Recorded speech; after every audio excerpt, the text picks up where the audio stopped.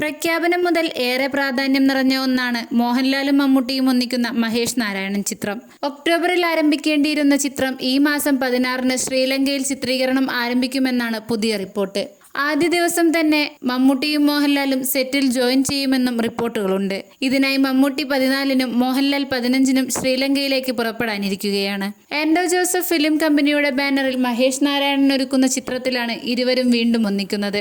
മമ്മൂട്ടിക്കും മോഹൻലാലിനും പുറമെ കുഞ്ചാക്കോ ബോബൻ, ഫഹദ് ഫാസിൽ തുടങ്ങിയ വൻ താരനിര ചിത്രത്തിൽ അണിനിരക്കുന്നു.